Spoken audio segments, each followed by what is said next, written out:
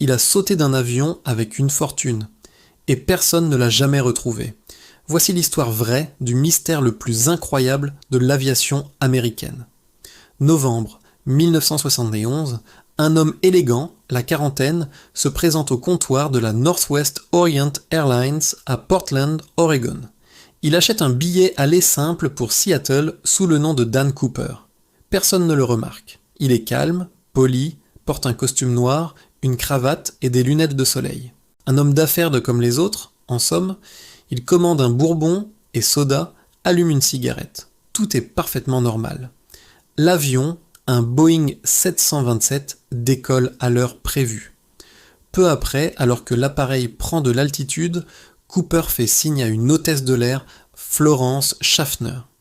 Il lui tend une enveloppe. L'hôtesse, habituée aux tentatives de drague, la glisse dans sa poche sans y prêter attention. Mais l'homme insiste, se penchant vers elle. « Mademoiselle, vous feriez mieux de lire cette note. J'ai une bombe. » Soudain, l'atmosphère change. Florence, intriguée et un peu inquiète, s'assoit à côté de lui. Discrètement, Cooper ouvre sa mallette juste assez pour qu'elle puisse entrevoir des fils rouges et ce qui ressemble à des bâtons de dynamite. Le message est clair. Il ne plaisante pas. La note, écrite au feutre, est concise et précise. Il exige 200 000 $ en billets de vin non marqués, soit l'équivalent de plus d'1 million de dollars aujourd'hui. Il veut aussi 4 parachutes, 2 principaux et 2 de secours. L'hôtesse transmet le message au cockpit. Le pilote contacte immédiatement le contrôle aérien de Seattle. Au sol, c'est l'effervescence. Le FBI est alerté. La compagnie aérienne décide de coopérer sans discuter.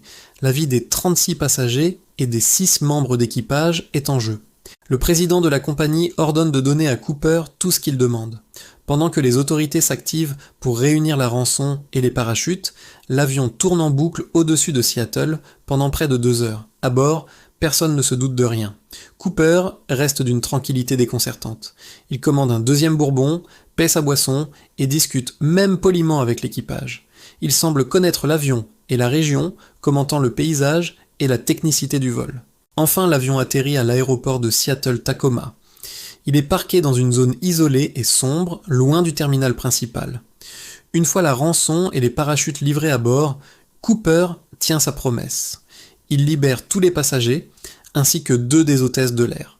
Il descend de l'avion, soulagé, mais ignorant encore la raison de ce long retard. Seuls restent à bord le pilote, le copilote, un ingénieur de vol, une hôtesse et D.B.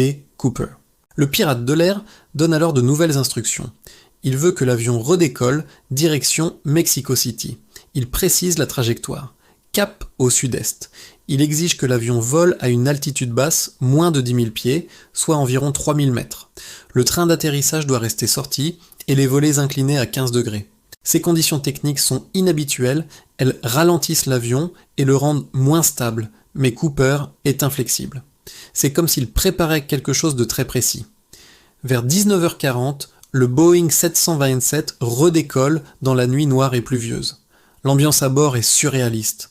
Cooper demande à la dernière hôtesse de rejoindre le cockpit et de fermer la porte. C'est la dernière fois qu'un membre de l'équipage le verra. Seul dans la cabine passager, plongé dans l'obscurité, il se prépare. Quelques minutes plus tard, un voyant s'allume dans le cockpit. Il signale que l'escalier arrière de l'avion, une caractéristique unique du Boeing 727, a été abaissé. Le pilote demande via l'interphone si Cooper a besoin d'aide. La réponse est sèche. Non, c'est le dernier contact. Aux environs de 20h13, alors que l'avion survole une zone forestière dense et sauvage du sud-ouest de l'État de Washington, les pilotes sentent une légère secousse, un changement de pression dans la cabine. C'est à ce moment précis que D.B. Cooper, avec son sac contenant 200 000 $ et équipé d'un parachute, a sauté de l'avion en plein vol. Il a plongé dans une nuit glaciale sous une pluie battante vers une forêt hostile et impénétrable. Dès que l'avion atterrit à Reno pour se ravitailler, les autorités confirment que Cooper n'est plus à bord. Le plus grand mystère de l'histoire du FBI commence. Une chasse à l'homme sans précédent est lancée. Des centaines de soldats, d'agents du FBI et de volontaires ratissent la zone de saut présumée. Ils cherchent un corps, un parachute, un sac d'argent. Pendant des semaines, Ils ne trouvent absolument rien. La forêt semble avoir avalé l'homme et son butin. L'enquête, nommée NORJAC pour Northwest Hijacking, va durer 45 ans. Le FBI analyse chaque indice. Ils ont des empreintes partielles dans l'avion, mais elles ne correspondent à personne dans leur fichier. Ils ont le profil d'un homme qui connaît les avions et le parachutisme, mais qui a choisi des parachutes qui ne sont pas idéaux pour un saut de ce type. Était-il un expert ou un amateur qui a eu une chance incroyable? Au fil des années, des centaines de suspects sont interrogés. Des vétérans de l'armée, des parachutistes expérimentés, des petits criminels et même des gens qui ont avoué sur leur lit de mort. Mais pour chaque suspect, le FBI trouve une incohérence. L'ADN prélevé sur la cravate laissée par Cooper dans l'avion ne correspond à aucun d'entre eux. Le mystère s'épaissit. La plupart des experts pensent que Cooper n'a pas pu survivre à la chute.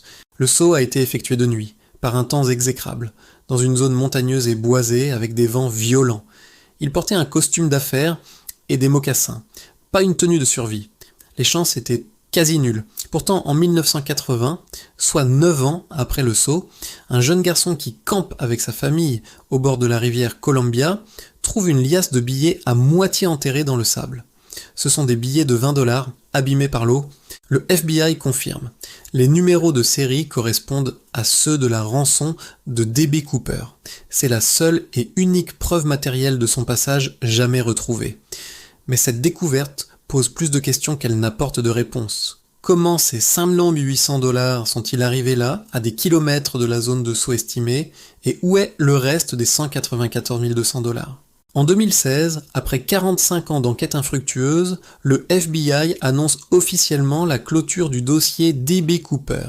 L'affaire reste non résolue. Qui était-il? A-t-il survécu? A-t-il réussi son coup et vécu une vie tranquille avec son argent? Ou son corps repose-t-il encore quelque part dans les forêts du nord-ouest américain?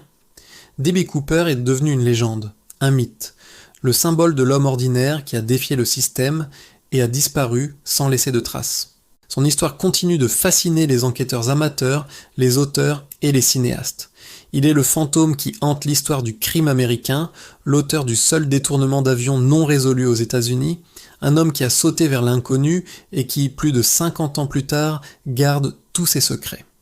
Qu'en pensez-vous? A-t-il survécu ou est-il mort en héros de sa propre histoire? Dites-le moi dans les commentaires. Merci d'avoir regardé et n'oubliez pas de vous abonner pour plus d'histoires incroyables.